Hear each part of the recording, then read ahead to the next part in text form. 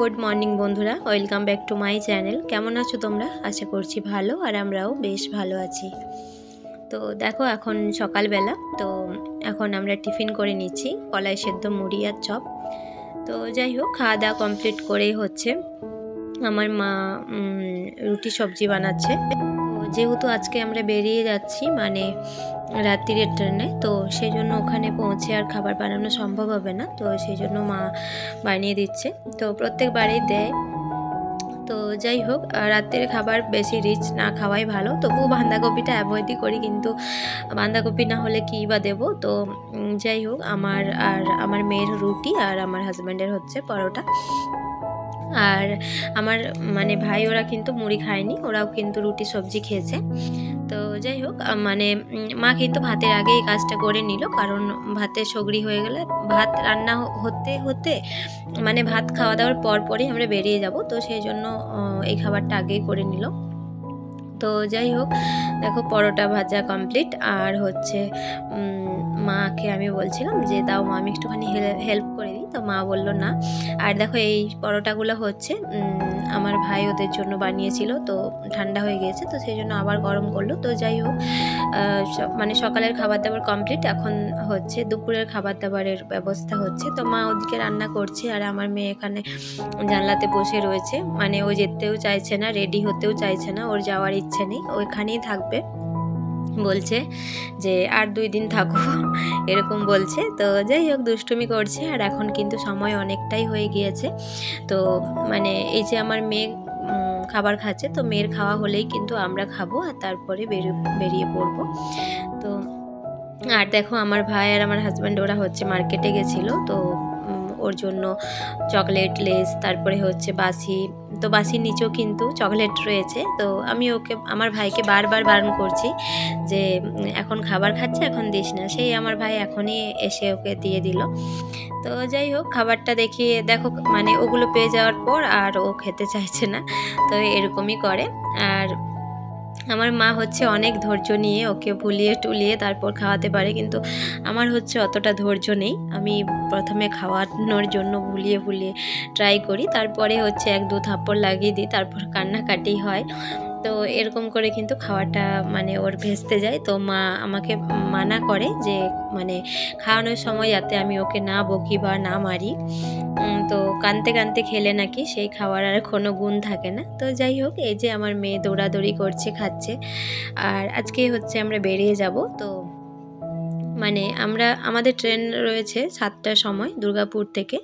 তো এখান থেকে বেরিয়ে যাব একটু তাড়াতাড়ি। তো যাই হোক বন্ধুরা, আমরা কিন্তু খাওয়া দাওয়া করেই বেরিয়ে পড়লাম। তো এখন হচ্ছে আমরা পাম্পের মোড় যাচ্ছি। আর প্রত্যেকবারের মতো মা এবারও ছাড়তে এসেছে আমাদের। তো এবারে কিন্তু বাসটা বেশিক্ষণ দাঁড়ায়নি আসলে। মানে খাতড়া দুর্গাপুর যাওয়ার বাস কিন্তু অনেকগুলো রয়েছে। তো আমরা ভেবেছিলাম ডাইরেক্ট বাস ছিল হয়তো দুর্গাপুরে, তবে ওটা দুর্গাপুর যায়নি, বাঁকুড়া পর্যন্তই গিয়েছিলাম। তো যাই হোক, আমরা দেখো এখন বাঁকুড়াতে নেমে গিয়েছি। আর এখান থেকে কিছু মানে খাবার জিনিস নেব। তো কেক আর ওই কাজু বিস্কিট, তারপরে হচ্ছে কটকটি বিস্কিট, এরকম কতগুলো বিস্কিট নিলাম এখান থেকে। তো যাই হোক, দেখো এখন কিন্তু আমরা বাঁকুড়া স্ট্যান্ডে আর চাও খেয়ে নিয়েছি। তো চা খেয়ে কিন্তু আমরা বেরিয়ে পড়লাম। তো মনটা কিন্তু খুবই খারাপ লাগছে। আর এবারেও ঘরে এসে মানে বেশি দিন থাকা হলো না, কালকে এসে আজকে বেরিয়ে গেলাম। তো আমরা কিন্তু দুর্গাপুরও পৌঁছে গিয়েছি। তো স্টেশনে ঢুকবো, আমরা বাইরেটাতে বসে একটুখানি চা নাস্তা করছি। আর এখান থেকে চা মানে কেক খেলাম, যেহেতু বাড়ি থেকে সেভাবে খেয়ে বেরোনো হয়নি। আর এখান থেকে হচ্ছে মানে কিছু ফাস্টফুড খাবো।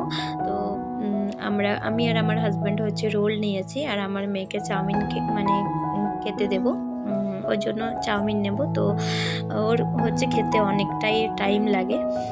তো সেই জন্য হচ্ছে আমরা এগ রোলটা খেয়ে তারপরে হচ্ছে চাউমিনটা মানে প্যাক করে নিয়েছিলাম, ওখানে ভেতরে গিয়ে তারপর ও খাবে।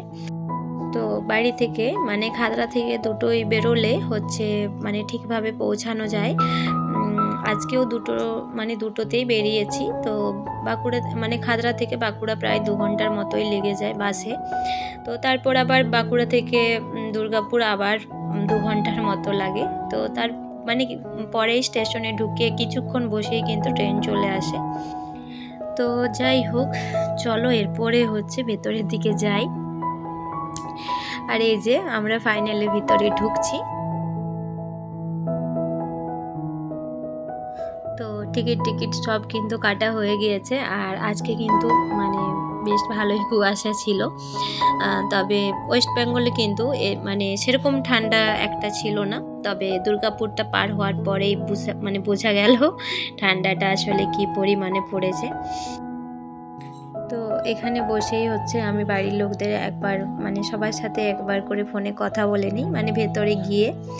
তো তারপরে হচ্ছে ট্রেনে চাপলে আর কথা হয় না, কারণ নেটওয়ার্কের প্রচণ্ড প্রবলেম হয়।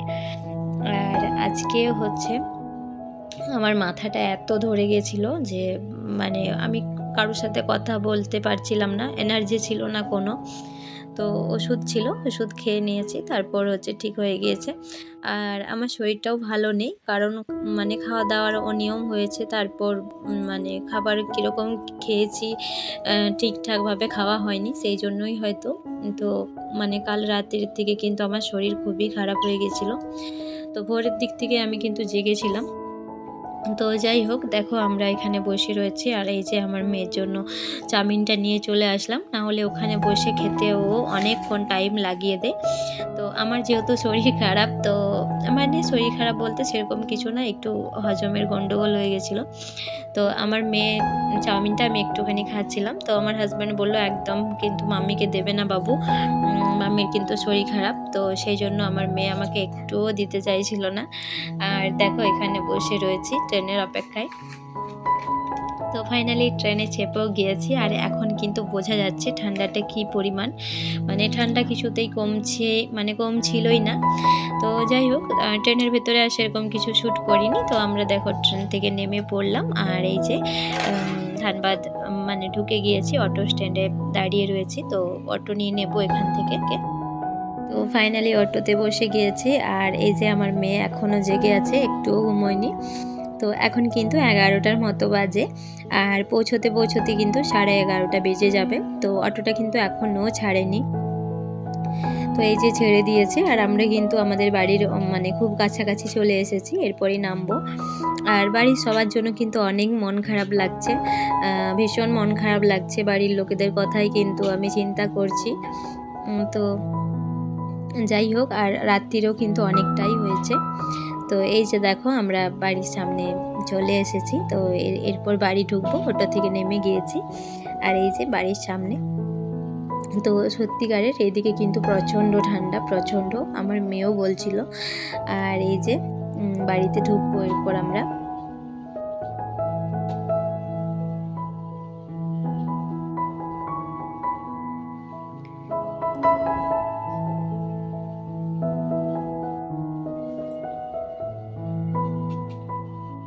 তো বন্ধুরা, আমরা কিন্তু বাড়িতে ঢুকে খেতে বসে পড়লাম। তো রাত্রিরও কিন্তু অনেকটাই হয়ে গেছে। তো চলো বন্ধুরা, ভিডিওটি এখানে এন্ড করছি। দেখা হচ্ছে আগামীকাল। টাটা।